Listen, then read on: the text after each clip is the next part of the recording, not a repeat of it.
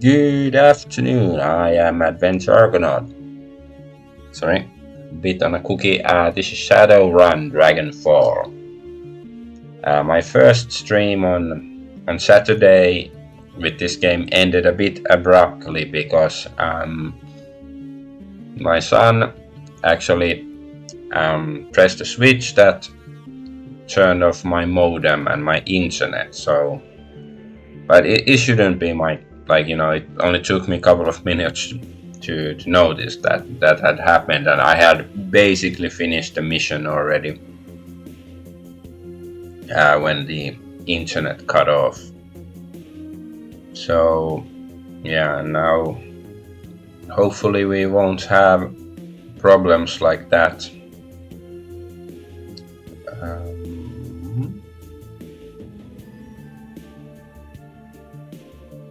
Oops. Alright, let's see. I didn't turn on Twitter. Let's see if I'm like my Twitter broadcast. Alright, now I'm also on Twitter. So I am Adventure Argonaut, all that. Turn on. Let's see if I'm like my Twitter broadcast. And everything seems to be going fine now. Alright. So now finally I can play the game. Play the game. Okay, here we are.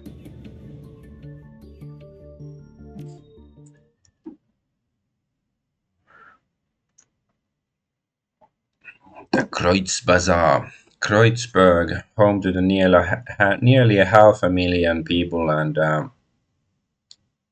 until very recently, Monica Schaefer. Once a melting pot of cultural diversity. Oh yes. Sounds a bit like Weimar. It's now a chaotic mess of wealth and poverty. Once again, sounds like Weimar, but we couldn't, we didn't get to decide if we want to finish reading it. I guess that's fine. But yeah, I do. Aiga, she's so much smaller than me. She's also a troll, but I guess female trolls are smaller. But yeah, she said she wanted to have some words with me after the gig. I guess she blames me. Even destroy all humans. See, that's not considered a hate crime. But if I said destroy all orcs, that would be considered a hate crime.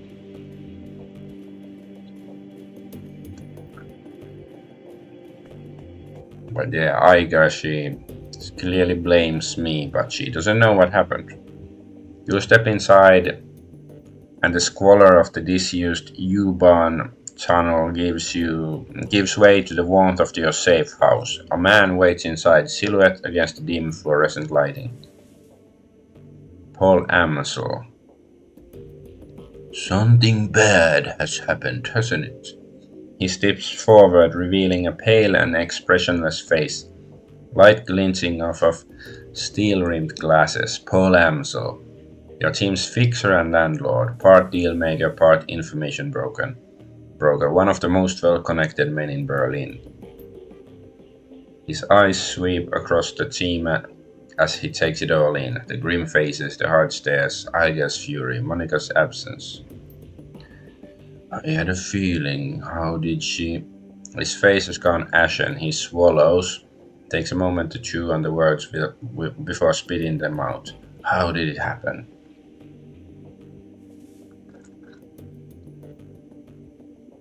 The run was a setup. 1 minute she was cracking the safe, the next she was on the ground screaming. I've seen Monica hit black icy before. This was something worse. Glory nods, her motion robotic and spare. Monica died of a biofeedback-induced stroke. That's right. Aiga thrusts a gloved finger into your chest. And this idiot stood by and let it happen.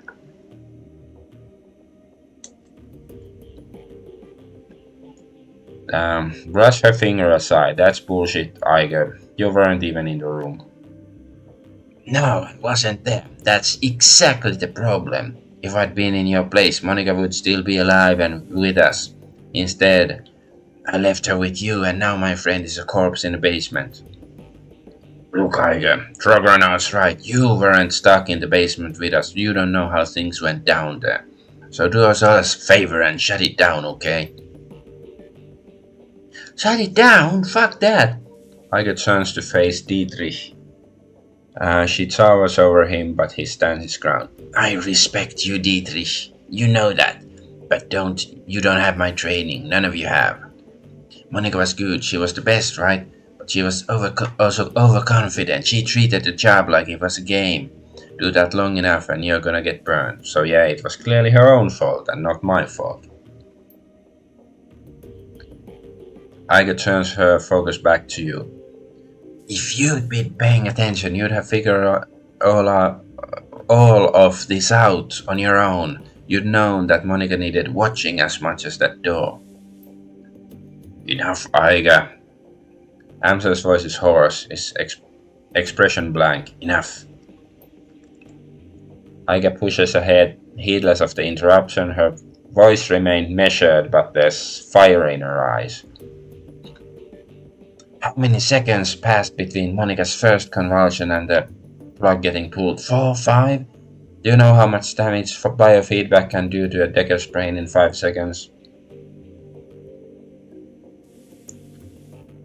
Iger, I don't. You don't have to answer that. Of course you know. Monica died while you stood and watched. This is all your That's enough. Amsel's voice comes out of him in a roar, and his fist smashes down on the desk behind him. Iger, you and Argonaut can have it out later, but I've had enough.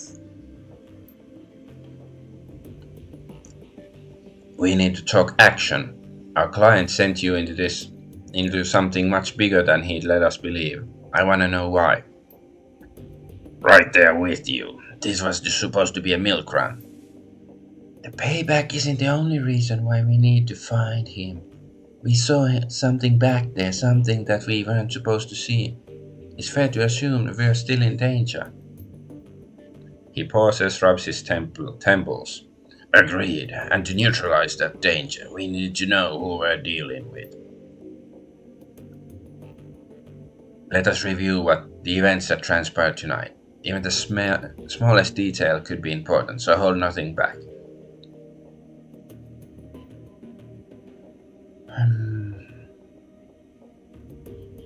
The estate was just a front for whatever was going on in the basement. Amsel nods. That much is clear. It wasn't a minor enterprise either. That facility took serious funds to build. And time. There was more to it than we saw. Places like that don't spring up overnight. And all in secret. The owners, whoever they may be, were none too pleased by your escape, I'm sure. What else did you find? After everything went to hell, we were confronted by an orc in military-grade armor. He appeared to be the head of security. That is not much to go on. Do any of the details about this orc come to mind? Any distinguishing features that I could look into? He was an older guy for one. From the sound of his voice, I'm guessing mid to late 40s. Pretty old for an orc. And he'd had skin grafts. Most of his face looked like replacement material. If the grafts came from legitimate hospital, there might be medical records. That is something. I will see what I can find out. Did you note anything else during the run that may be of value? Monica lived long enough to say the name Feuerschwinge. She fought hard to tell us. It must be important. Amsel seems taken back. He pauses for a moment before responding. The Fire Wing. This is unexpected. You'll have to forgive me. This brings back many unpleasant memories. Glory raises an eyebrow. The Fire Wing? The most terrible of great dragons. There are those who would disagree, but they never experienced the terror of living in her shadow. He glances at Glory. You are far too young to remember her, of course, But for Germans of my generation, the name Feuerschwinge is synonymous with chaos, destruction, and death. The dragons of today are subtle creatures full of patience and guile. Feuerschwinge was not. After her awakening, she went on a 4 month rampage that claimed tens of thousands of lives. It's not even a million. Amsel takes a deep breath, slowly releases it. There is a haunted look in his eyes. Those were dark days. Countless men, women, and children were slaughtered, roasted alive in their homes by a creature of legend. No hope for salvation and no end in sight. I wonder if the amount was bigger or smaller than in the firebombing of Dresden. It was a horror that you cannot begin to understand. What stopped her? I can't imagine that a rampaging dragon would just go away on its own. Eventually, the fire wing was brought down by a man named Dr. Adrian Vauclair, well, with the help of the Luftwaffe, of course, but it was experimental weapons designed by Dr. Vauclair that finally pierced her hide. She fell in a hail of bullets and rocket fire and crashed down into the radioactive wasteland of the SOX. This event was called the Dragonfall, trademark. Safe at last from the dragon's wrath, Germany celebrated Vauclair as a hero. Our own Siegfried, a modern-day dragon slayer. My own family practically worshipped the man. If the Dragonfall was important, as an important event as you make it out to be, I'm surprised I've never heard of it. Those early years of the awakening were traumatic, Aiga. Not just on a national level, but on a global scale. New species of awakened animals were being discovered daily. Within 2 years of the Dragonfall, the active use of magic had returned to the world. A new source of terror for a bewildered republic. And in 2021, the sudden emergence of orcs and trolls gave rise to another wave of global panic. Okay, at least trolls have emerged before, like already in the 90s. I do think that internet trolls, like the term, probably existed already in the 90s. But maybe internet orc is a new thing.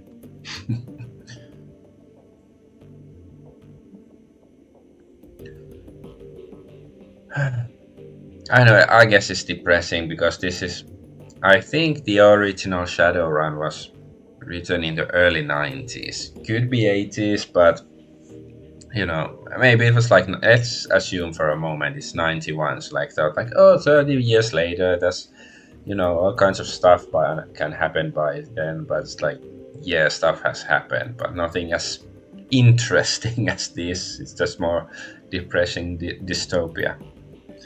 Anyways, in light of such turmoil, is it any surprise that Dr. Vauclair and the Firewing were forgotten? Dragons were yesterday's news. He rubs his temples. Again, all of this happened decades ago. To the best of my knowledge, the story of Feuerschwinge is a bit of a historical trivia, nothing more. Alright, so Monica spent her dying breath trying to tell us about long-dead dragon. Aiga sweeps her eyes across the group, searching for a glimmer of insight. Finally she gives up. Any ideas as to why? Amsel's voice trembles with frustration. No! It doesn't make any more sense to me than it does to you. The Dragonfall is ancient history. Feuerschwinge has been dead and gone for 40 years. But there's one thing that I do know. Whatever Monica saw, whatever she was trying to tell us, it was important. He visibly struggles to calm himself, takes a deep breath and slowly releases it. I will look into this and find answers. In the meantime, did you turn up anything else of value? That's all we got. We didn't get the vase. There was a vase we were supposed to get at the beginning of the run. That's not much. Amsel nods, his face is drawn and haggard. It is thin, I agree. Basement, middle-aged orc with skin grafts, a long-forgotten world event.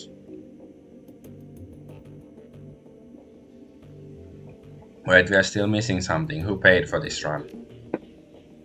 Amsel looks pained. I do not know his exact identity. I did not set up the run. Monica did. Hmm. His face reddens. I warned her. I told her not to take the job, but she assured me it would be a cakewalk. Monica was approached by a man who calls himself Green Winters. Not Blue Summers. He used to be a prominent activist in the F state political scene. F state, like fuck state? I never much liked the man, and I certainly never trusted him. But Monica, she would do anything for her cause, anything for the flux state. He sighs. Winter swore that the data he was after was crucial to ensuring the future of the flux. And that was all it took. Sounds like Green Winters is our best lead then. Yes, most definitely. It is clear that Green Winters has involved us in something much larger than he led Monica to believe. When he finds out what happened on the run, he's probably gonna rabbit. We need to chase him down before that happens. How do we find this guy? There is a man here in Kreutz Bazaar, a Turk named Altug Buragazi.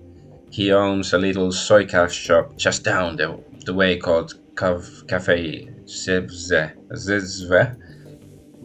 This man is also a purveyor of information. I have done business with him from time to time. And you think he would know something about Green Winters? Amsel nods. When I discovered Monica's renewed association with Green Winters, I contacted Altug.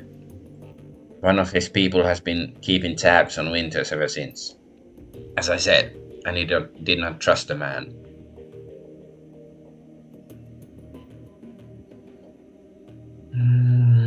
Pragmatic sounds like it's about time I pay Altug a visit. Yes, tell him I sent you. I will do what I can to dig into the information that you've uncovered early.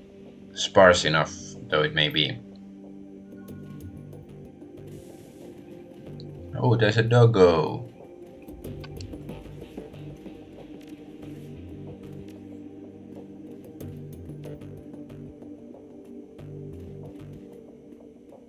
For M's. So. Did you get the information about Green Winters? Not yet. Okay. Please continue working, blah blah blah. Dietrich turns his head at your approach. His aging face is traced with a network of faint scars, the legacy of too many fights over too many years. While he still retains a degree of strength and vigor, it's obvious that the shaman you see today is a shadow of his former self. Despite all of this, there is still an aura of power surrounding the man. He raises his bottle, offering to you. Argonaut, welcome. I got a bottle of schnapps that needs sharing, and we got a fallen comrade to drink to. To Monica, Prost! The liquor in the bottle is crystal clear, and as you raise it, you catch the intoxicating whiff of cloves and caramel. It tastes like a sweet corn and walnuts with a lingering aftertaste of buttery coffee. You swallow a swig and then return the bottle to Dietrich's outstretched hand. He takes a long pull on the bottle and then locks eyes with you. Let me ask you a question, Argonaut. What made you choose to come to Berlin? Why do you want to know? Monica told me that you moved here from Rhine-Ruhr Megaplex. Made it sound like you've been there for a good many years, successful years at that. Leads a man to wonder why you packed up and moved here. A member of my old crew betrayed me. I like this guy, so let's tell him that. I assume it's true. Hey, Stream Hub Sharp, welcome again to the stream. Ain't that a pisser? I can handle all sorts of things, but betrayal always makes me see red.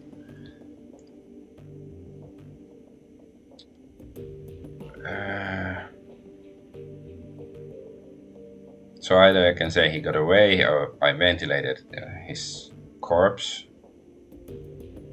Okay, so I guess we can. I don't know. Yeah, I know the feeling. I tried to make him answer for it, but the bastard got away. A piece of dread cutting around, huh? That's rough, friend. Dietrich takes another swig from his bottle, then shrugs. So he got away, but who knows, right? Maybe you'll catch up with him someday. So after all this went down, you decided to bail out of Ruhrplex and head to Berlin. Am I getting that right?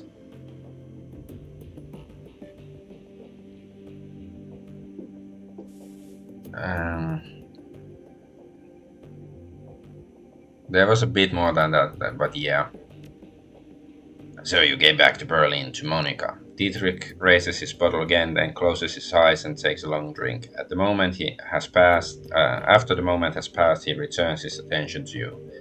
It all comes back to our girl, doesn't it? So let me ask you, what was your relationship with Monica anyway? I know you two knew each other way back, but she was pretty coy about these things. Are you always this inquisitive? Yeah, I suppose. My life's an open book, so I guess I just sort of figure that everyone else's will be too. So how about it? Wanna fill me in? Damn it, my son woke up. Be right back.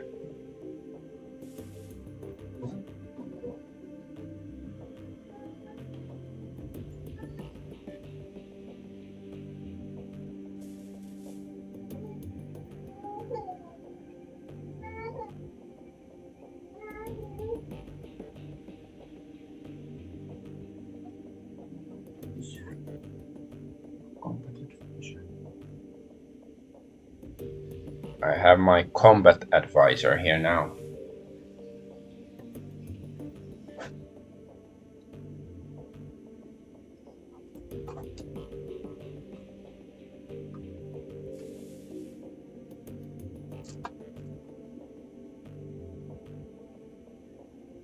Okay, so let's continue. So how about it? Wanna fill me in? We were very close. Well, she's pretty hot. Yeah, we were very close. Dietrich nods. Figured as much. Not from anything you or Monica said. I just had a suspicion. Well, anyway, good on you both. Dietrich raises his bottle to you in salute. She was a wonderful woman, and I hope your time together was happy. Anyway, taking enough of your time. The battle's almost empty. Thanks for taking the time to talk. For what it's worth, I'm happy you're here with us. He takes a final pull of the bottle, then tips it forward, pouring the rest on the ground. Rest in peace, Monica. We'll miss you, girl. Dante. As you start towards the safe house, a large four-legged form steps around the corner. Dante, Monica's dog, an enormous mongrel of indeterminate breed. A low whimper emerges as he enters the room, head hanging low. Oh shit, Dante. Dietrich shakes his head. Don't worry, boy. We'll look after you. At the sight of Monica's dog, Amsel's eyes well up. He inhales but can't quite catch his breath. He started whimpering about an hour ago, turned into a full howl, wouldn't stop, kept. He closes his eyes. That's when I realized something bad had happened. Looking down into those huge brown eyes, you see intelligence and sadness. He lets out a small whine and rubs his head against you. Scratch Dante behind the ears. Oh, I just noticed that there's option to brush him aside or ignore him. Like, how dare you do that to a doggy? Dante leans into you and looks mournfully, pressing his ribs against your leg. I guess the dog is going with you, Argonaut. Amsel takes a ragged breath and releases it. Then a slow, melancholy smile plays across his face. Well, perhaps a part of Monica lives on in Dante. Return to the safe house when you're finished with Altug main Freund. With little luck, he can help us locate Green Winters and we can get to the bottom of this. He stares at the floor. Now, I think we shall take a moment. For Monica. Okay, and there was equip stash. Is there anything here? Nope. Okay, so yeah, Dante was also a combatant, I guess. Can bring him to combat. Let's talk to Iger last, because she doesn't like me yet. Glory is beautiful, waifish sort of way. Her features are most elvish in their delicacy, but there's something cold about her, and that you find slightly unsettling. What's more unsettling is her chrome. Glory is rocking a heavy loadout of cyberware. From head to toe, she looks to be composed more of plastic and metal than she is of skin and bone. In the shadows, individuals such as this are anything but uncommon, but Glory's cyberware is first generation all of it. Bulky, invasive, practically museum pieces. This chrome was obsolete well before she was born. Argonaut. And Glory shifts her gaze to you, but her expression is as cool and placid as always. Can I help you? Hey Glory, how you holding up? Don't worry about me. I'm solid. You sure you look like you're a million miles away? I'll be with you when it counts. Right now it doesn't. Any thoughts what we should do next? Find our mission client, extract some answers. Beyond that, find another decker. Monica won't be easy to replace. Best start looking now. I have a question for you, Glory, of the personal kind. I'm not big on sharing sport, personal reasons. You understand, I'm sure. The edge of her voice tells you that she is not interested in continuing this conversation. Of course, we all have our secrets, but you ever want to talk, I'm here. I don't want to be too much of an a-hole for no reason. Iga glares at you, and you can taste the bile in her stare. She clearly still blames you for Monica's death. Something I can do for you, fearless leader?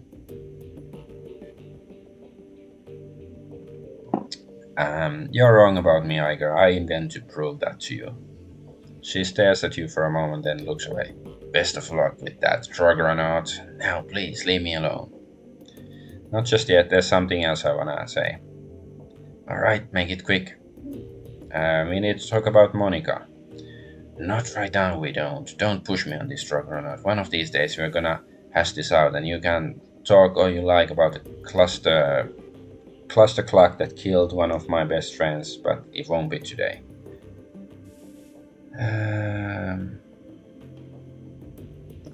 I guess I'll say this. You owe me an apology. You had no right to call me out like that in front of the team.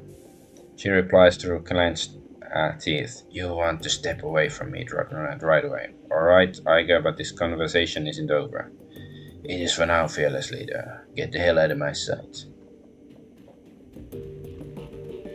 And we have some karma to spend. So what do I wanna get? What's this? Additional weapon slot. What's this?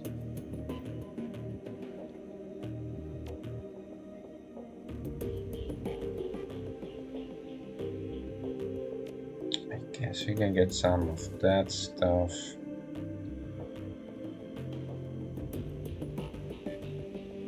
What's this? Can equip mana fistful. 2 attacks on single target with a melee weapon. Sure. We have 1 point. Is there anything I can do with it?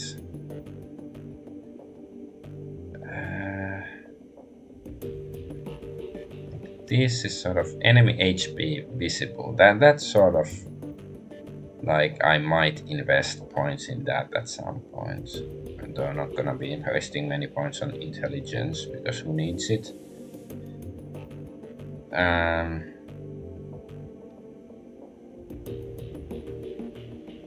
I guess I will have to acquire a firearm at some point, so maybe spend a few points on that. Not right now. Where are we? Here we are. Okay, well, is there anything here? Okay, this is the streets. I guess we're supposed to go to the streets. Ah, okay, and the doggy is following me. And nothing, this is where we came from, but there's nothing there.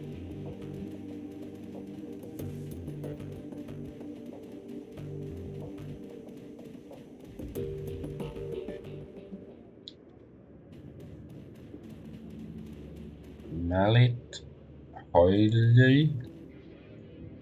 Dwarvish tech vendor smiles at you with practiced ease, her almond eyes twinkling with the glare from a dozen grid screens. She speaks in a clipped, heavily accented German.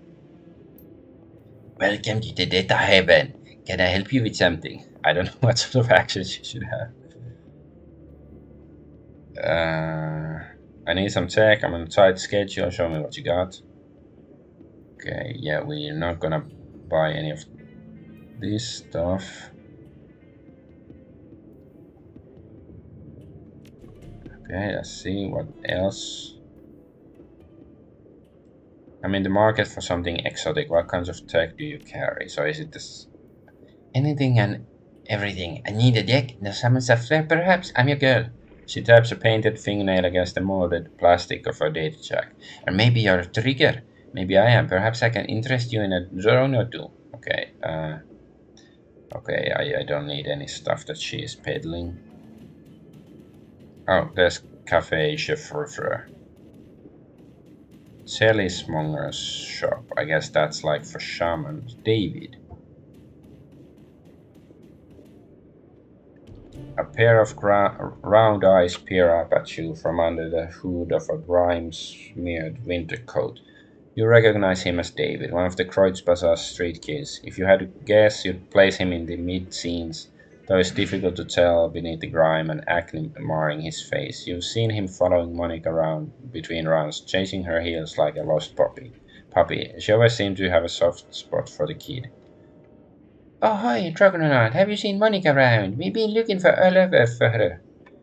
She's fake Irish, or he, or whatever. Fred, I have some bad news for you, kid. The kid blinks, blank expression on his face. She's dead, isn't she? It was quick. She went peacefully. That's the most any of us can hope for. Yeah, look, I think I want to be alone now. Right? Let's go. I'm gonna go get some water for my tea. Be right back.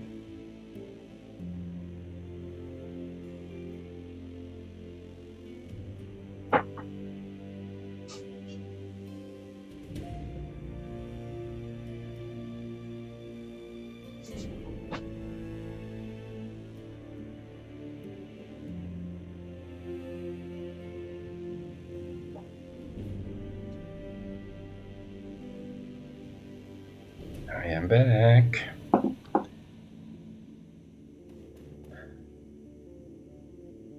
Something about the young elf behind. Oh, something about the young elf behind the counter makes your breath catch in your chest. She's lovely to look at, but a strange kind of beauty. Her eyes are large and luminous and impossibly green. As she looks up at you, you can see that her irises are flecked with iridescent gold. Is she that beautiful? Hello and welcome to Algernon's. Perhaps I can help you with something. Oh, Absinthe. Ooh, cool name. As she smiles up to you, her eyes are fixed on yours. A curious feeling of weightlessness fills your chest. It feels as though you're floating in a warm, calm sea. A gentle current pulls you closer to Absinthe, and the sensation is pleasant. As you drift, the golden specks in her eyes begin to move. Look away, I have the willpower. Ooh, we got karma out of it. Marshalling your strength, you manage to avert your gaze, breaking Absinthe's stare all at once. The floating sensation dissipates and your consciousness snaps back to its normal state. Whoa, what was that? What happened?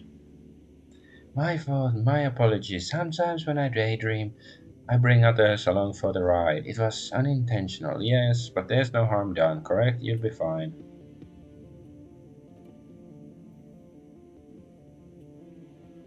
No skin off my back. Let's get down to business. I have money, I need magic. She nods, taking care to avert her gaze. You'll want to talk with Algernon. This is his establishment. He can help you now. If you'll excuse me, I have work to do. There's Algernon, yeah, he was in the previous game as well. Greetings, young troll. The elf's voice is smooth as silk and rich as clotted cream. Something about him instantly pulls you at ease. I am Algernon Halfdream, the owner of this establishment. In my shop, you will only find the finest in magical paraphernalia. Now tell me, how may I serve you? If you're selling, I'm buying. Show me your inventory.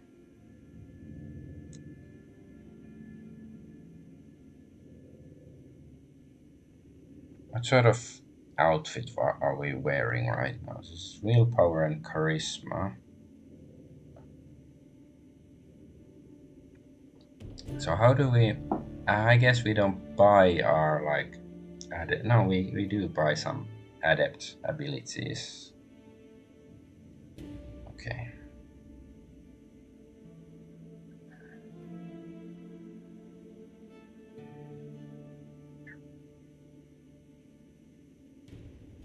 Yeah. Gonna check my armor. Like, what sort of armor do I have right now? Yeah, it's just armor +1, so it's sort of bad. Let's ask a question. I have a question for you if you don't mind. You are Lindak. I have many answers. What kind of magic do you practice? Shamanic, hermetic? Personally, the true kind, but I sell goods tailored to all traditions. In my shop, we do not discriminate. Now, is there anything else you need to know? What's your story? Have you been long in the Kreuz Bazaar for long? I have many stories of dancing spirits and raging dragons, of unchecked magic and swarming chaos. All of these stories are true. As for the Kreuz Bazaar, I have always been here, quietly peddling my wares. It is a simple life, but a good one. Now, is there anything else you want to know? What's the deal with your assistant? There's something funny about her eyes. Absinthe is a friend, nothing more. She helps out around the shop when fancy strikes her. She's nobody's assistant. I am no one's master. But her eyes? He pauses for a moment, considering. I believe they suit her personality. Okay, so let's see. So, apprentice's outfit.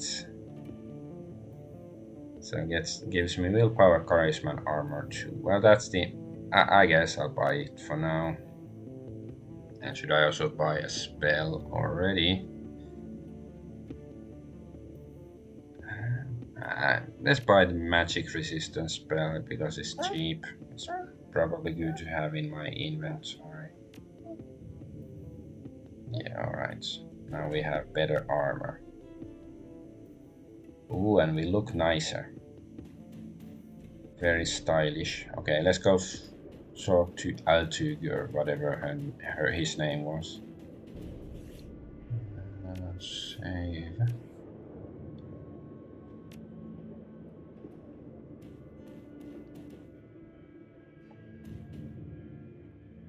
Menu board. Jan Goldschmidt. Special today is caramel soy calf. Hello, my friend. The voice that comes from the man in the chair is as enormous as its owner. Deep roaring, booming roar, dripping with unrestrained mirth. A fine day for a soy calf, yes? Every day is a fine day. From the back of the store, the voice of the shopkeeper cuts you off. Don't mind the fool in the chair. He looks like a traumatized walrus, stewing all day in his old sweat. The man behind the bar glares at Goldschmidt, his upper lip curled in disgust. I tolerate him only because he takes his soy gaff by the bucket. Goldschmidt responds with a raucous belly laugh. Apparently, he finds the shopkeeper's insults to be hilarious. Ah, Altitude, mein friend! You are very quick-witted and sharp-tongued as ever. I bow to you. If you wouldn't mind. Once again, the shopkeeper cuts in. To bow to me, you would first have to vacate your chair. The shopkeeper clasps his hands together, clasping them in front of his chest. I shall summon a team of determined young men and an ox to assist with the task. With luck, you will be on your feet by the nightfall. Goldschmidt smiles up at you, his small eyes glittering. Enough of the senseless bickering. You have approached me for a reason. Yes, tell me, what can young Goldschmidt do for you? Something bad is gonna happen if he doesn't stop interrupting me. Oh, don't mind our dear friend Altug. Yes, he's a peevish man, but his ire is not directed at you. Goldschmidt grins up at you from his overstuffed chair. I have the distinction of being the sole target of Altug's rage and derision. It's a badge that I delight wearing. Why do you take up with those insults? Don't you have any pride? I put up with them because they amuse me. The fact that they amuse me infuriates my dear friend Altug, who in turn hurls more insults. Goldsmith raises his soycaf cup in salute, and thus the cycle continues. It is 2 years now that I've been your customer. Yes, Altug? 2 years of soycaf and strained patience, yes. And I remain happy. Altug makes money an ideal relationship. That all sounds perfectly healthy. Take care, Jan. Goldschmidt gives you a deep nod, Charles quivering. Until next time, my friend. Okay, that's weird. The man behind the counter looks right past at you at the dog following close behind. Dante, I will fetch his water dish and perhaps a coffee for our friend here. Yes, let's get a soy calf. That Torque looks disgusting. Very well, a soy calf. To him, he talks to himself. Okay.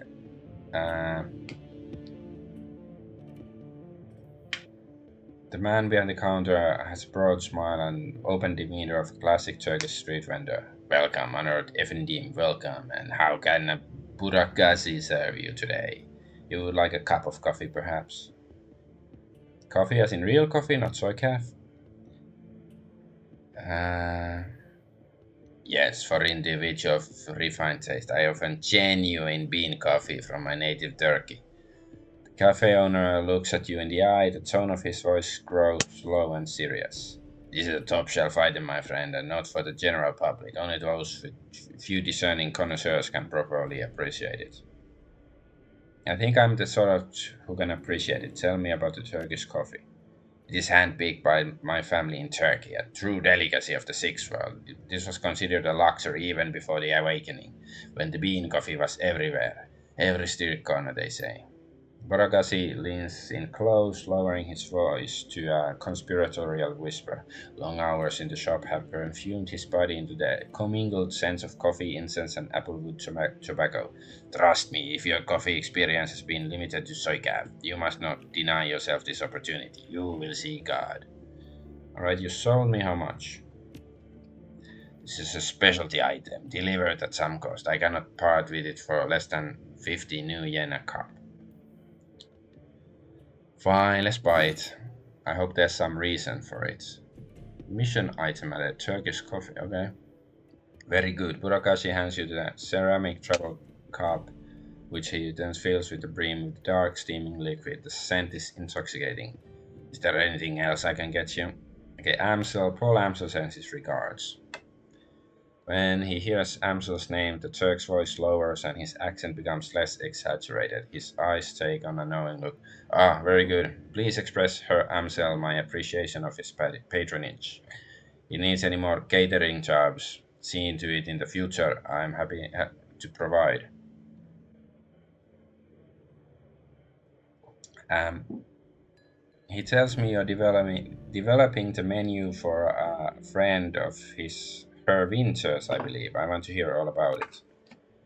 Yes, of course. Always fine. Come in. A young woman bustles in from the back room. Her gum chewing is loud enough to hear the noise of the rapid coffee grinders. Buragasi spits something out in rapid fire Turkish.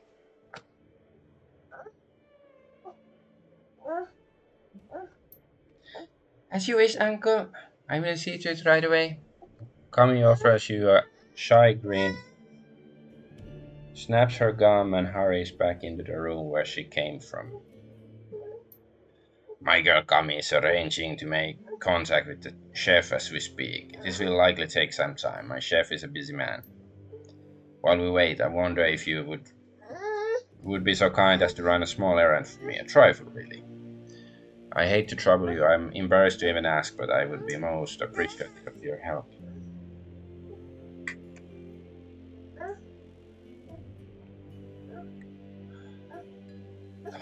What's this trifle? Alchuk's voice lowers near a whisper.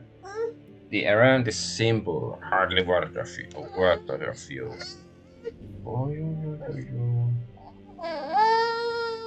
I have installed a number of data types to Berlin fiber optic network as part of my civic duty, you understand. These tabs provide free matrix access for all who live in the Kreuzpassat.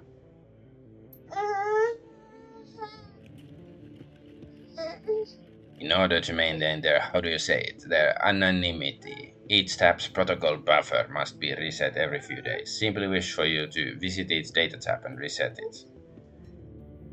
That's it, no catch?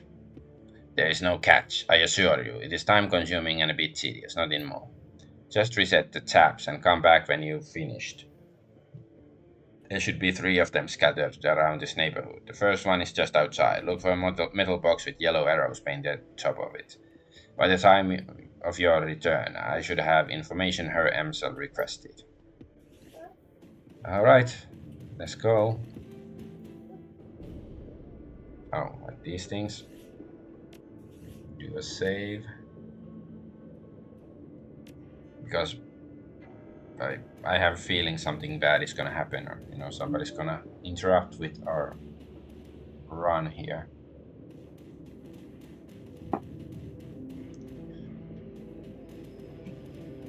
You dancer's bag. Tip the dance. Fine, let's throw her 1 new yen buck.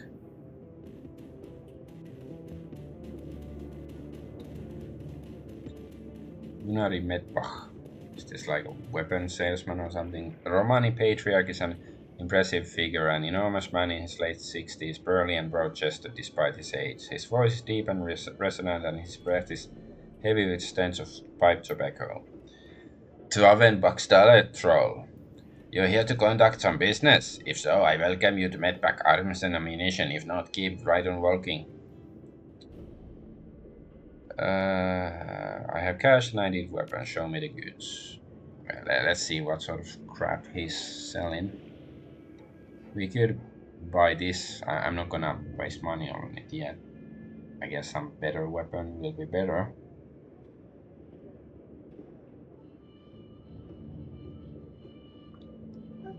Uzi, ooh.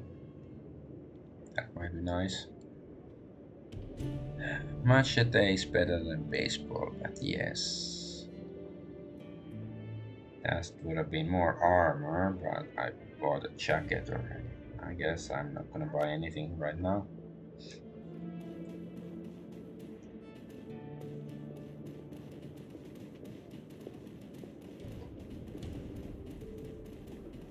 Looking for some magic, my friend?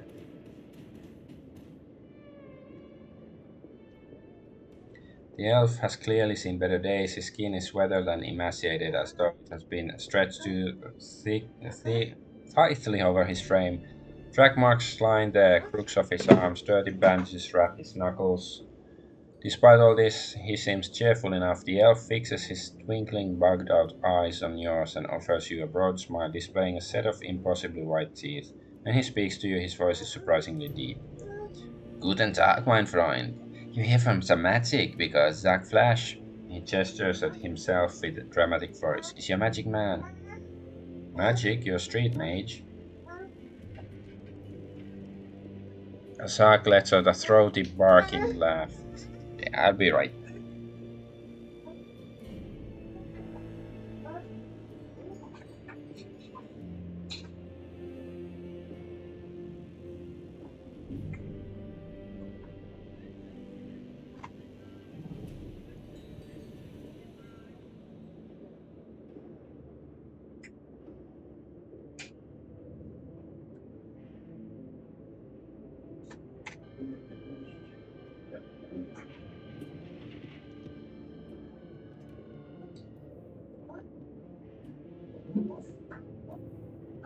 So, street mage. Me? Do you look like a street mage, do you? He shakes his head, but his smile doesn't waver. He fishes a small bag of pills out of his pocket and dangles it before your eyes.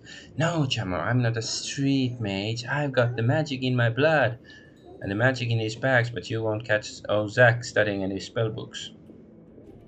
Well, in that case, let's talk about the magic you got in that bag there. What you got?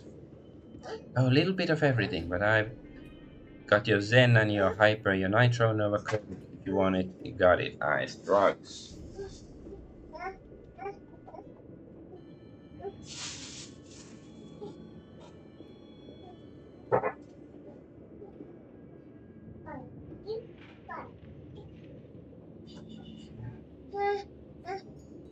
My son came, he wants a mandarin. I'm gonna peel it for him. So it even Zeke leans towards you and Zach lowers his voice to a conspiratorial whisper. I've even got a special concoction of my own design.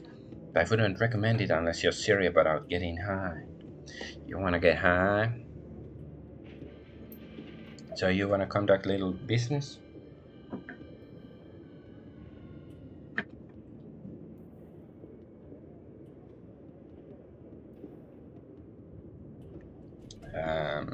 Show me what you got. Just wanna see what they do. Flash adds movements and AP for one round. Kamikaze combat steam that adds +2 body, +1 strength, and willpower for 5 rounds. Not too bad, but I wonder if they actually have like side effects in the game. Nitro adds strength and willpower, but -2 charisma and intelligence for 5 rounds. Okay, here's one of these things.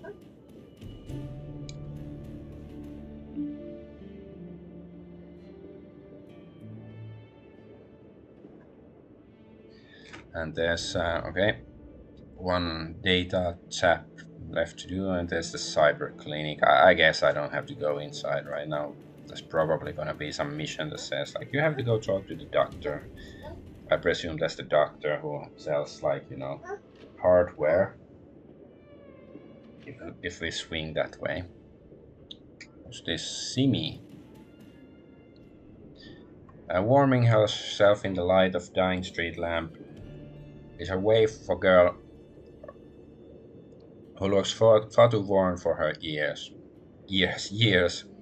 Mother Superior, she says there will be 7 for me to care for. I need to see them. I wasn't aware of any convent or church nearby. She's there when I close my eyes, and I'm Maria. She says I'm to be governess to the children. You notice a chip jacks poking out of beneath a young woman's unruly hair. Vacant look in her eyes marks her as likely BTL chunky. Isn't that like a K-pop band? Lost between reality and any number of better-than-life virtual constructs. I need money to get back to them. Look, do you know Monica? Monica? Is she one of the sisters at the Abbey? This reminds me of the latest season of My Dress Up Darling, the anime, because there's, like, you know, some horror game with nuns in it. Okay. No, wait, Monica. A flicker of recognition flies through the haze in the young woman's eyes. Yes, Monica, she's good to me. She brings me food to eat and tea to drink. Not anymore, sweetheart. Despite the woman's persistent delirium, she seems to glean the meaning from your tone. She died? While working a job, yeah.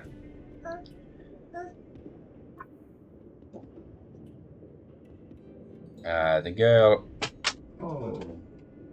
girl grips her head with claw-like hands tugging at her hair, as she might pull her hair out through her thumb. Okay.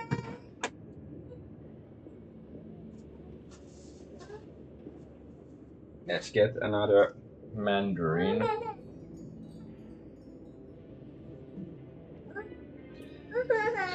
I don't like this, but I can switch it off.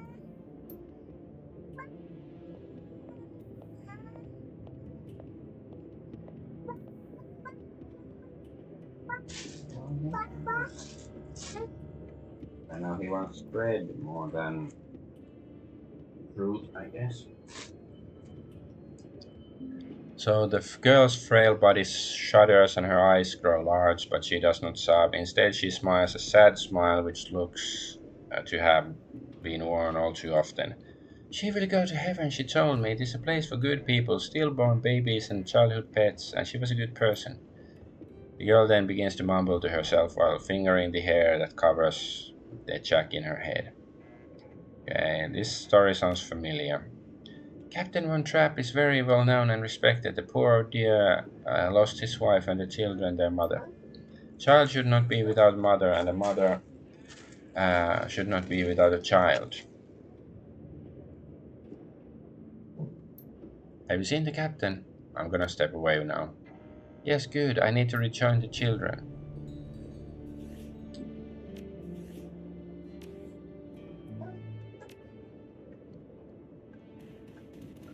Statue. Oh, there's a phone ringing. A bizarre monument towers before you. At the top of the pedestal, a form of an angel stands, its outstretched wings looming over the small park, but the material is strange and uneven, giving the statue a cold Frankenstein-esque appearance. It appears that the artist has welded this monument together from various metal scraps and pieces of junk.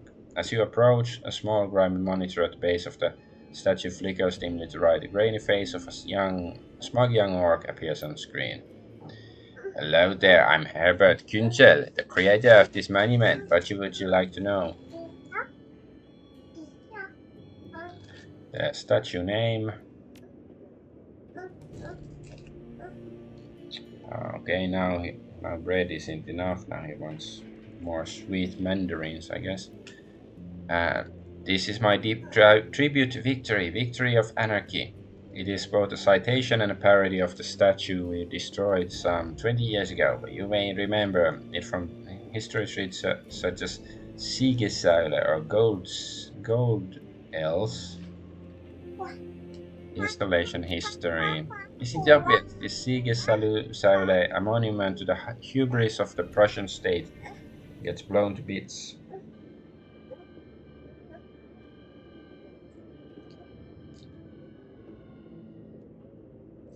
So someone takes lots of bits and builds a monument to the hubris of anarchy. I mean, what more is there to say? Okay, the artist and the visionary Herbert Kunzel from the Lindwürmer. You may know me from such educational movies as Hi, I'm Dr. Nick Riviera or Troy McClure or whatever. Okay, well, there isn't much I'm known for yet, but I intend to change that, or are they born with misery after all? Okay, let's go answer the phone. It's an old obsolete phone booth. It's ringing.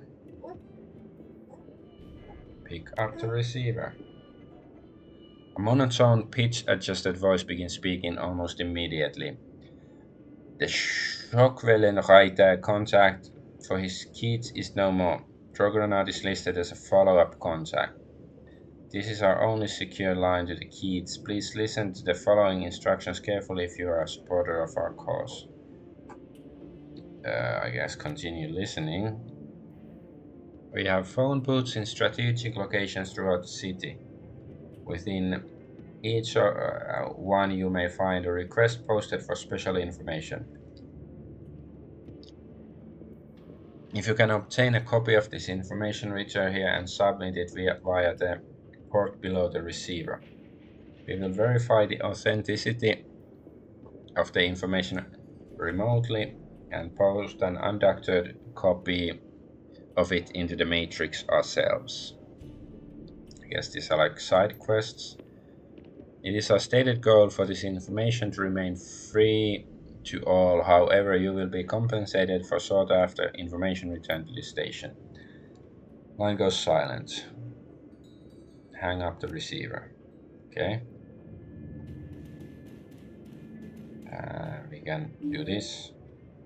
As you are resetting the data tab, you notice that someone has duct taped a small homemade receiver to the system. An earplug dangles from the receiver.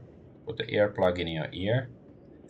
Sounds of heavy machinery makes it difficult to hear the words that are being spoken. After a moment, you find you can make out two distinct voices: a nasal woman who sounds like a heavy smoker, and a man who speaks in a high-pitched, breathy tone. Nasal woman: just heard, Monica. Need to verify. High-pitched man: good for us. Good for us. Continue listening. A sound like a conveyor belt starting adds to the noise of machinery, and you can't make out anything else until it comes to a stop minute later.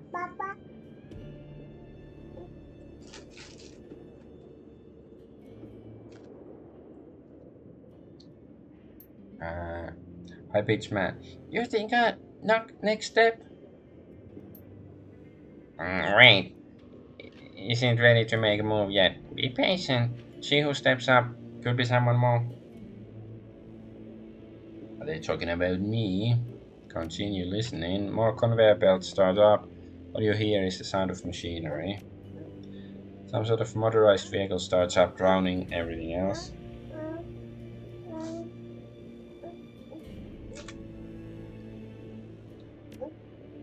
A bell rings loudly again and sounds like a telephone. You hear the sound of doors slamming shut and the noise of machinery suddenly muffled. There's a rattle of plastic and a ringing stops. Okay.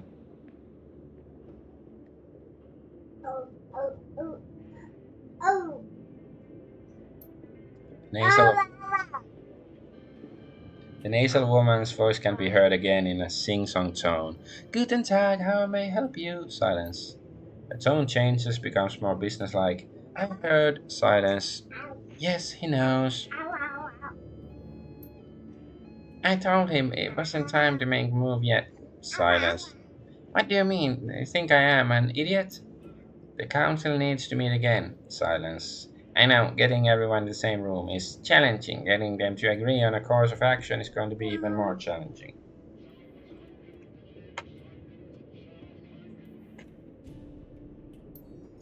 From my perspective, the Kreuzbazar was only able to stable because of her. If she really is out of the way, well, we'll see, won't we?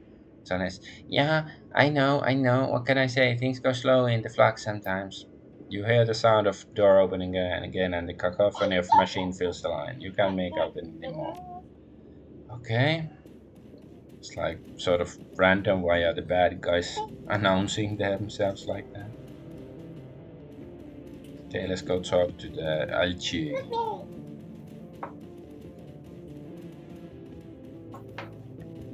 Who's this? Lane.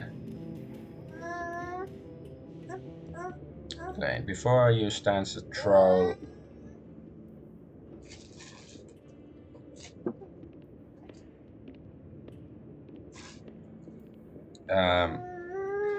So the troll, though it is a stretch to say he's standing at all. His great mass is barely held upright by two vintage prosthetic legs, along with a crutch under one arm.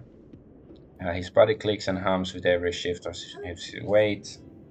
Despite his disabilities, his eyes are sharp and calculating. I know you. Haven't been here long? Do the Kreutz Bazaar then. I heard Monica had some fresh meat on her table.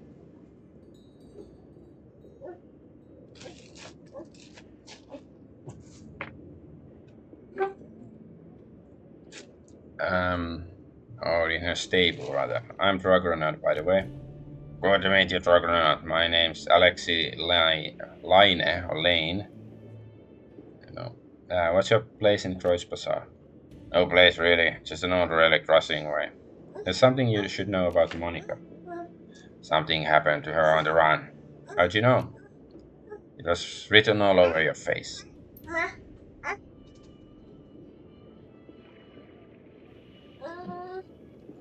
I had a feeling besides. Monica almost always comes around after a run to check on everybody. She's long overdue. Okay.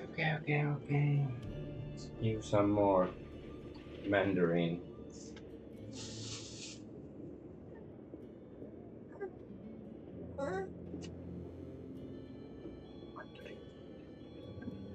She almost always comes around after run to check on everybody. She's long overdue now that you are here in her place, so she's either severely wounded or outright dead. Which is it? Dead.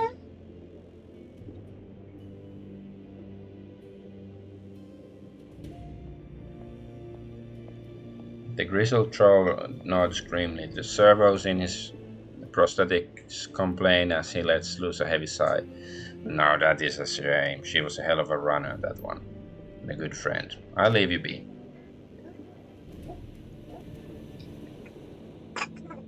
Samuel Beckenbauer. At the sound of your approach, the orc turns to face you. He wears a severe expression, but there is kindness in his eyes. Guten Tag, brother troll. Is there something that I can do for you? I couldn't help overhearing your conversation. I take that you run a charity of some sort. He nods. Yes, it isn't much, but we do what we can do. Such as, give me specifics. He clears his throat and begins to count off on his fingers. In the past several years, I have established a shelter where the dispossessed can sleep, soup kitchen to feed the hungry, a library for the people of the Kreuzbazar to better themselves. It isn't much, I admit, but it is a start. Volunteer worker. A good start, Samuel. You mustn't be so hard on yourself. There are limits to what one man, even a determined man, can accomplish. This is true. He nods to the orc at his side. Thankfully, some of the other residents that I've helped over the years have come back around to help me. I got 15 assorted orcs and trolls from all over the Kreuzbazar working with me now. They help me man the soup line, stock the library shelves, and to do all of the hundreds of other little things that a community organization needs done every day. These extraordinary individuals are living proof that what we do here has value. They are my inspiration to continue forward. She beams at the compliment. From her body language. It's clear that she idolizes Beckenbauer. Now, do you have any questions? If not, I will bid you good day. I don't wish to sound self-important or rude, but there are many pressing matters that demand my time.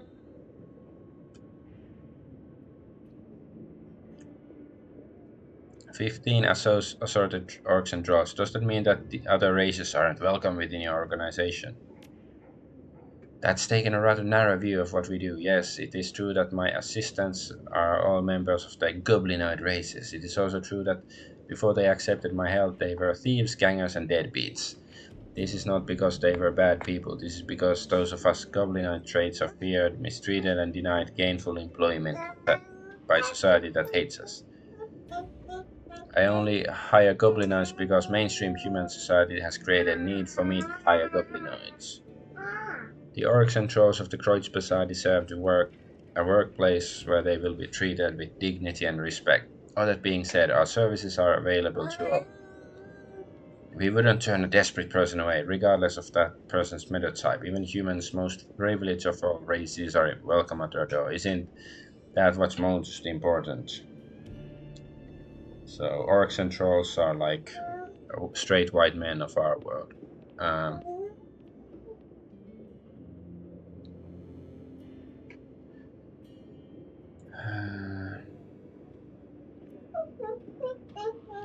I agree that giving our people a sense of pride is important, but isn't the right way of doing it. Please, Ryan, friend, he shakes his head. Don't make this into something it isn't. Who the hell are you to question Samuel? What have you done for the Kreuzbazar? Oh, yes. He's done so much for the cause, that old argument. No, there are more important things to do than argue about this. He nods at you. I'm sure his heart is in the right place. Now please, friend, there are many tasks that demand my attention. Is there something more that you need, or should I bid you farewell? I'd like to talk about your organization. So, are you accepting donations? Yes, of course. We actually are desperate for them. Truth be told, people seem more intent on taking care of themselves than they are providing for the less fortunate. Of course, these concepts are not unrelated. As poverty rates increase, so does the crime rate. Assisting the needy increases the quality of life for all. In any event, our shelter has some basic needs that desperately need to be filled.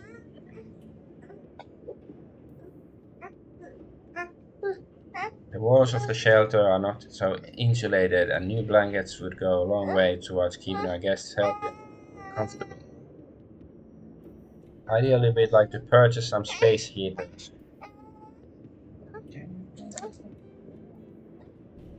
Or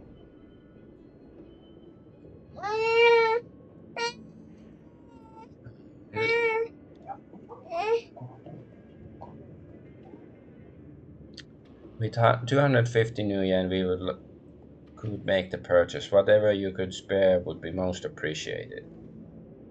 Uh, okay, let's give them 50 bucks.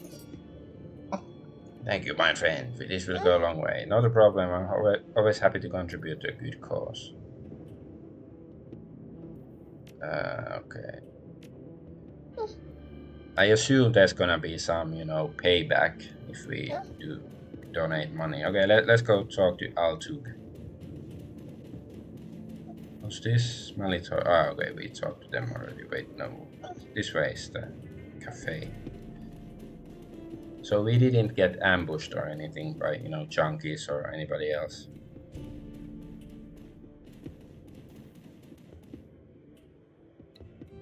Altug smiles at you. Welcome back, honored Efendim. How may I serve you? I finished with your little trifle, her buragazi. Ah, very good. I assume you had no difficulties. Not at all. It was good to take in the night air. I am delighted, oh excellent one. With that out of the way, let us return to our pressing business. He barks a stream of rapid-fire circuits and the ow wow wow, and the gum-chewing young woman comes hurrying to the counter. The menu for her Amsel, uncle. Kami hands you a folded piece of paper inside a memory stick. Please extend my consolation to him. Death of Fräulein Schaefer must have hit him hard. Oh,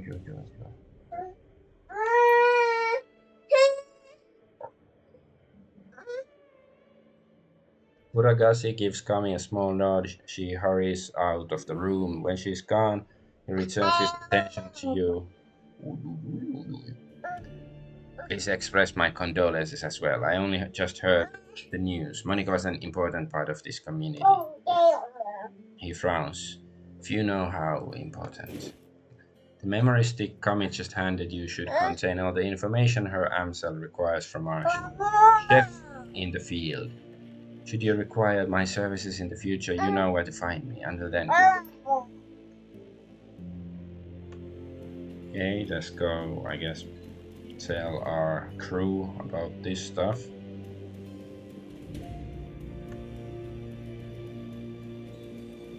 Safe house.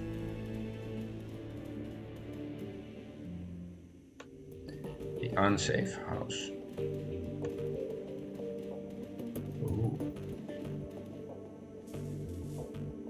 I guess. Let's do a save.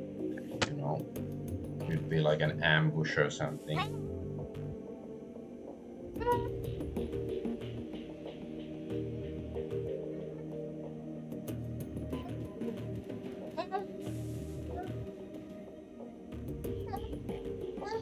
Argonaut. Amsel peers at you apprehensively. His eyes are bloodshot, his expression grim. Did you get the information about Green Windows? Yes, I spoke to Altug, he gave me his memory stick. Let me see what this agent has to say. Amsel snatches the memory stick from your hand and slots it into his computer terminal. He navigates a series of command line menus and a wall of amber text floods the screen. Amsel scans it, mouthing the words as his eyes flit back and forth. Murakami agent-tailed Green Winters to a hotel in a cesspool of a kietz called Drogenkippe. Is Drogen means drug? The hotel is called Das Kesselhaus. It is a renovated factory nestled deep in the heart of Drogenkippe.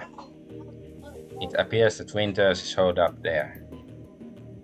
Recently, there was some contention between the two gangs over control of this neighborhood. Due to the gang violence, the agent refused to follow Winters inside the hotel, but he confirms that he is still inside. Well, what are we waiting for? Iga slings her rifle over her shoulder with a single spare motion. Gear up, people, we have a hotel to raid. Gloria and Dietrich pause, exchange looks with Paul. Just a moment, Iga. Amsel rises from his chair, drawing himself to full height. Even so, he has to crane his neck to look at her in the eye. You're an excellent soldier, but nobody questions your competence in the field. But your loyalty to this team is equally commendable. That said, we believe that Argonaut is the right choice to lead the team. Of course, I'm the player character.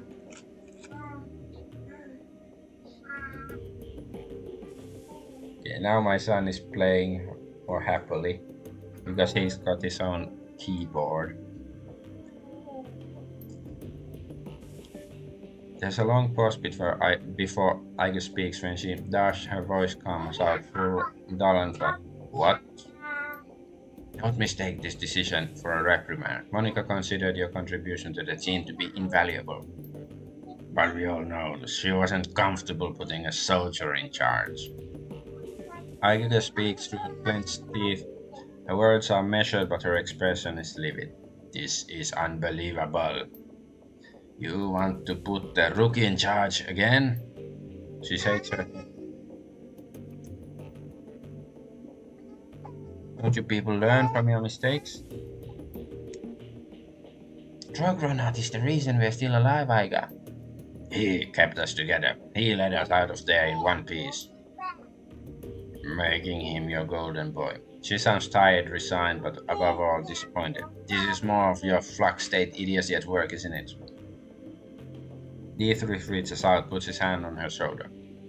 It's what Monica believed in. Iga's voice tightens.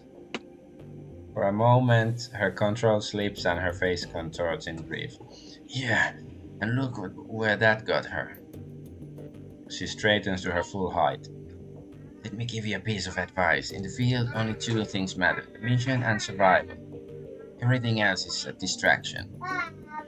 Your ridiculous politics have no sense on a Shadowrun. No place on a Shadowrun. Dietrich manages a smile.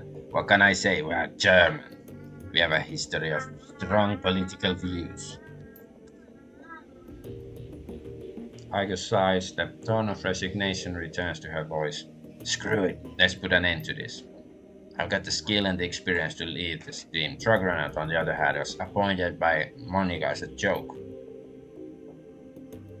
If you'd rather he take the lead, I'll abide by that. But I want to hear each of you say it.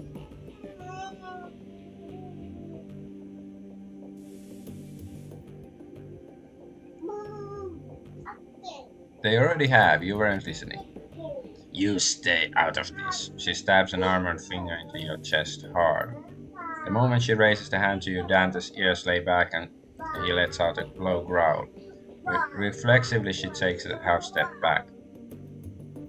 I think I've heard what Dante has to say. As for my part, Argonaut saved our lives back there. You may not believe it, but he did. The way I see it, that means I follow his lead a while longer. Glory's voice is uncharacteristically gentle. I trust Monica's judgment, therefore I trust in Argonaut's judgment. The discussion is finished, Iga. Amsa speaks softly, but his tone is firm. Be right back.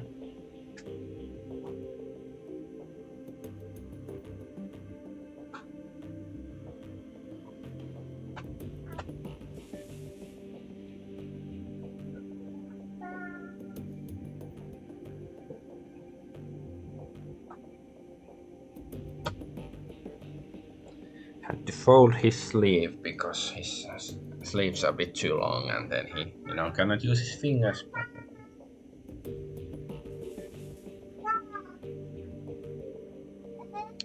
So, oh, Drogonaut will take Monica's place as leader of this team.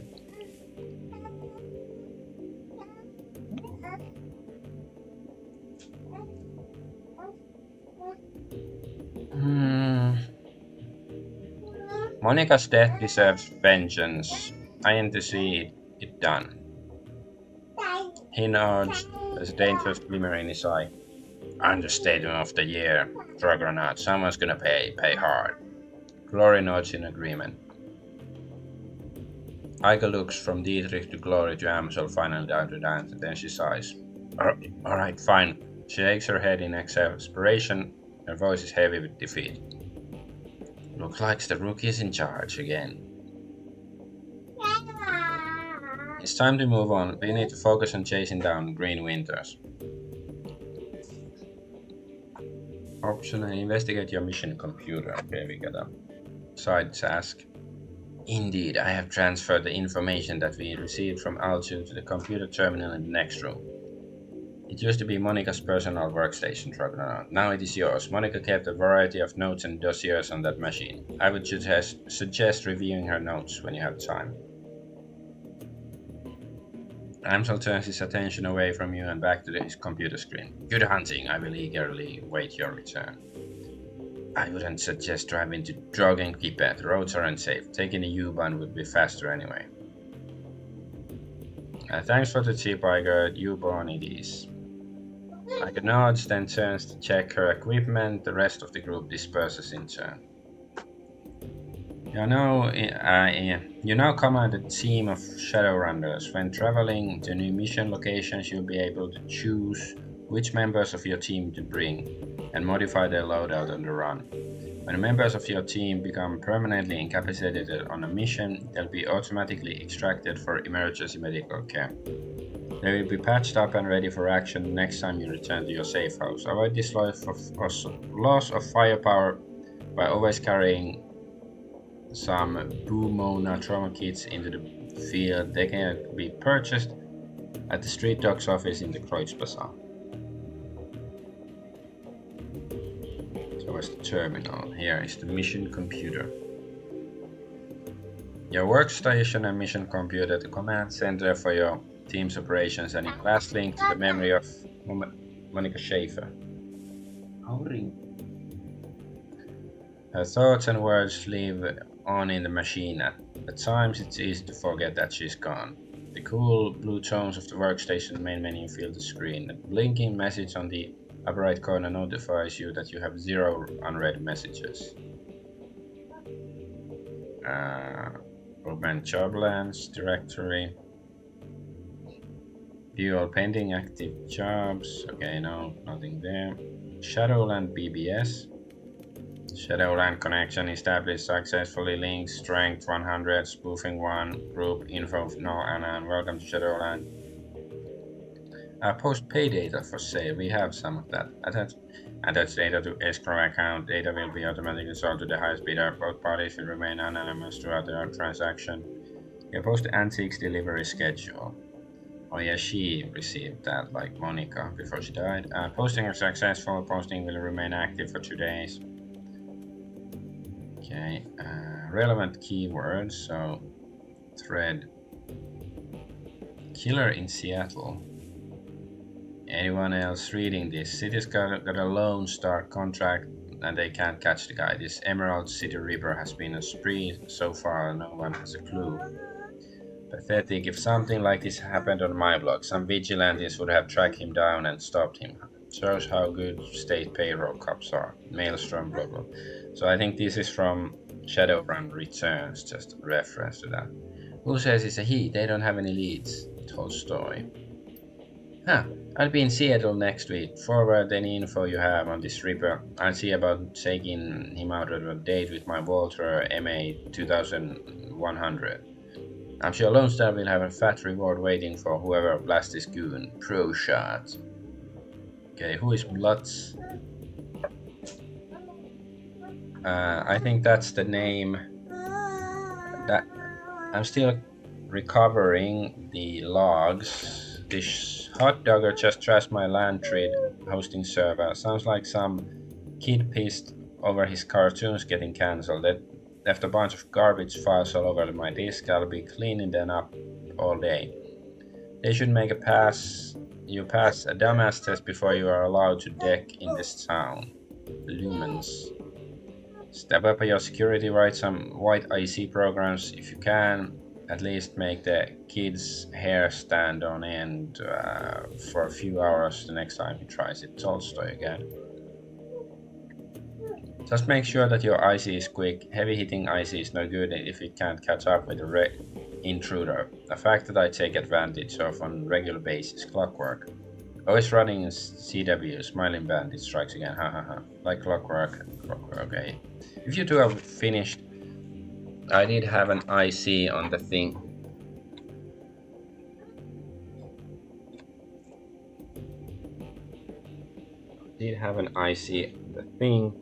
Tracked the hole down, grocery store across the street was piggybacking my LAN and they left an unsecured checkpoint in the bathroom stall. Old as hell, maintenance check in a fuse box and my security ignored it. Mystery solved, Luens. Shadowland isn't your personal tech support bot, Luens. Glad to see you fix your problems. Only way you're gonna learn. Maelstrom. You know, yeah, it's blah blah blah. I don't know if it's relevant in any ways.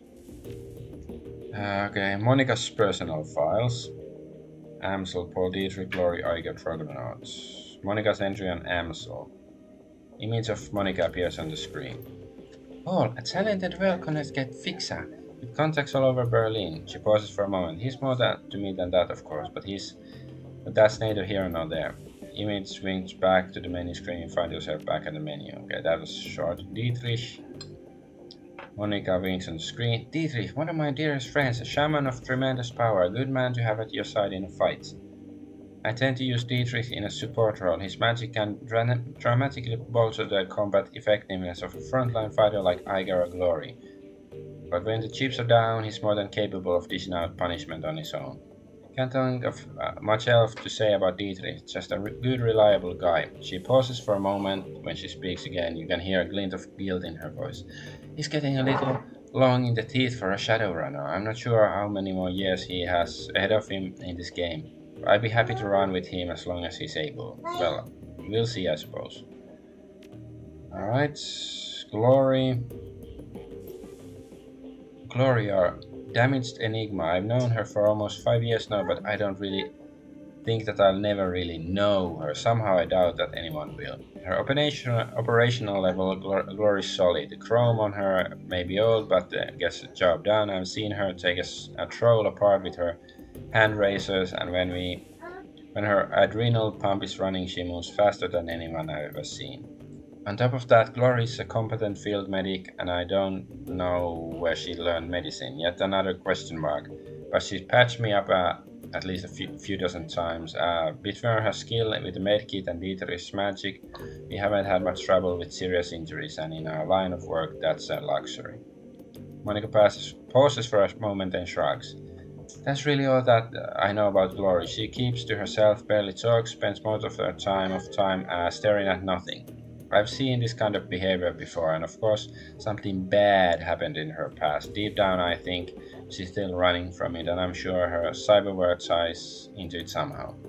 I don't know, maybe someday she'll open up to me. I'd like to think she will. We'll see, I suppose.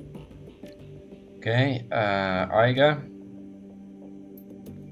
Aiga. What to say about Aiga? She's smart, she's strong, and she's one hell of a soldier. In a close-up fight, I've seen her take apart an entire security team with her shotgun, and she's even more dangerous at range. It's a handy thing having trained sniper on your team. All in all, we enjoy one hell of an advantage thanks to her. Unfortunately, there are some disadvantages too. All of that military training has left her, how to say, rigid, I suppose. Unlike the others, Iger isn't content to go with the flow. She wants lists, maps, timetables, she wants a hierarchy, she wants it formalized. I don't think that she realizes it, but giving her what she wants would destroy this team. Glory and Dietrich wouldn't put up with it more than a day or two. I know that I wouldn't, but she keeps pushing all the same. Monica shakes her head. One of these days, the situation is going to come to a head. I just hope it doesn't happen too soon. Okay, entry on myself. Argonaut, my secret weapon. I've run enough with Argonaut to know that he's trustworthy. Good in a fight too, but beyond all of that, it's good to just to see him again. Aren't many people left from the old days, far too few, and Argonaut, she smiles. Well, he was always the best of them. She takes a deep breath and then shakes her head with a sigh. God, that was sappy. Metal Goat. Re-record this before Argonaut gets a chance to see it. Oh, yeah.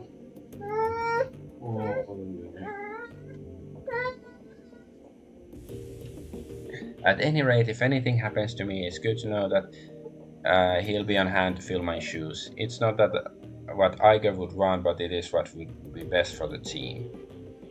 Foreshadowing herself, okay. Read old messages. Oh, hello, Ace. The screen flickers to life. Monica's face appears. Her hands are on her hips. She's wearing a wry smile.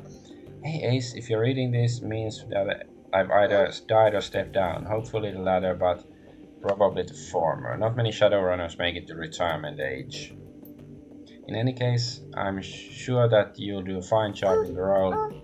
If you need anything, talk to Paul. He's a good man and he knows how important it is to me that you take my place. One last thing, Ace. Iger might cause you some problems. In fact, I think it's a fair bet that she's already has. Just remember, she brings something to this team that nobody else does. You'll want her on your side. My advice to you is this: hold your own with her. If she push back. Don't try to butter her up with flattery. She'll see right through it. Most of all, do what you can to earn her respect. She'll never be satisfied following you if you don't give her a better reason than because Monica said so. I have faith in you, Ace. It's up to you to justify the faith. She half turns away from the camera, then returns her attention to you. The image is uncanny lifelike. Oh, and by the way, Ace, if you watch this, I'm coming back and haunting your eyes. Your ass. I mean that.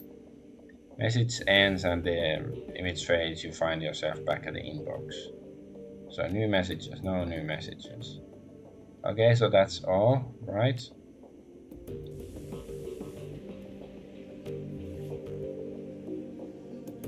Oh, we did the optional mission, but we didn't get any experience for it. Hey, we have 444 money. Is that unlucky or lucky? Okay, again, do we have to tell them let's go, or can we just go outside? I've got nothing more to say, boss. Let's just get this round on taken care of. You can hit me up later if you want to talk. Okay, I guess we can go then.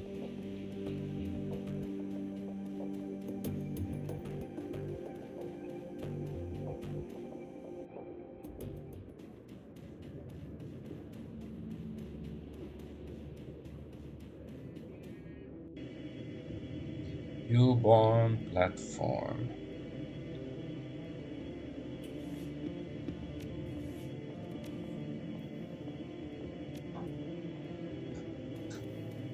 Board the train.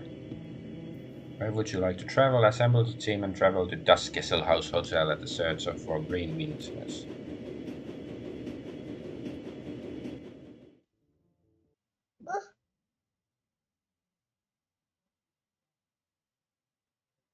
The Drug Pit. Duskessel House Hotel and Nightclub. Crown jewel of Drogenkippe. The filthiest Keats in Berlin. Not exactly sure what is a Keats. Is it like a block or something? Opening the door to the ground level dance club is like bashing your head into a wall of sound. Flashing lights stab your eyes, and the air is perfumed with cheap synthahol and engine grease. Synthahol, very Star Trekky.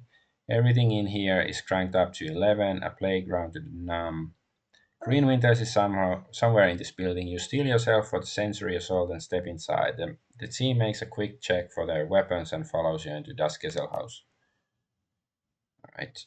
Yeah, we don't need this. Oh yeah, I guess we can check everybody's equipment. And yeah, now we don't get to like pick our party members like later on. We might have more. Guess that's good enough for now. Have karma available to improve your character attributes and skills. No, I don't want to use it yet. Last known location of Monica's client, Green Winters.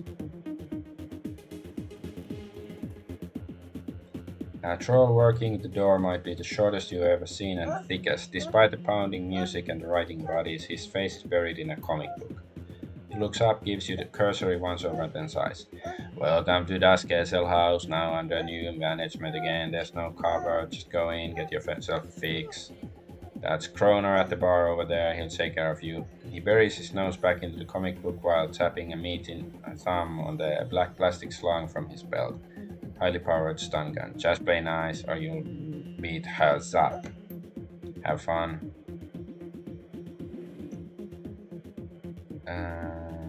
I'm looking for somebody, maybe you know him. He keeps his nose in his comic book. I doubt it. This place is filled with interesting people just dying to meet you. So go greet them. His name's Green Winters, you know him? No, he puts down his comic and his voice slows to a crawl. He makes a point of enunciating each word. I point people to the bar. If somebody starts trouble, I give them taste of her tap. That's it. That's all I do. Okay. Inspect. What can we inspect? The music out there on the floor is way too loud for comfort. The scene going down at the bar is even louder. The dealer on duty stands impassively behind the bar. A desperate-looking young woman is pleading with him, apparently to little effect. Krona. Alright, Silke. I'm gonna explain how this works to you one more time. I get my cash, you get your cram. No cash, no cram, period. But I need it, Krona, come on.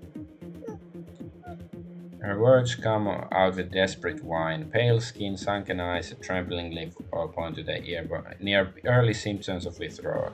I have the cash, I totally do. It's up in my room, but you guys won't let me up there to get it. How those under new management beautiful? You don't have a room anymore. Whatever was up there, you might as well forget about it. But that was all I had, and you know, I have to get it right soon. Well, maybe we could work out a trade. Cram for services. Services? Understanding slowly shows the young woman's face. Her eyes go wide. Come on, Krona. You gotta be fucking kidding me. You want the cram or not? She sets her jaw, a look of disgust on her pallid face. That ain't gonna happen, Chama. Not now, not ever. Bartender shrugs. I give you about half an hour before the shake set in. When that happens, you know where to find me.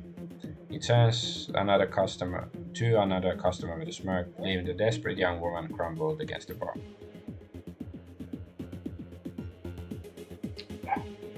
I guess I should just end the stream here, and my son is getting bored. So next time, I hope we get into actual fight, because there were no fighting today, just lots of exploration and talking. But anyways, I am Adventure Argonaut, and I thank you for watching. Bye bye.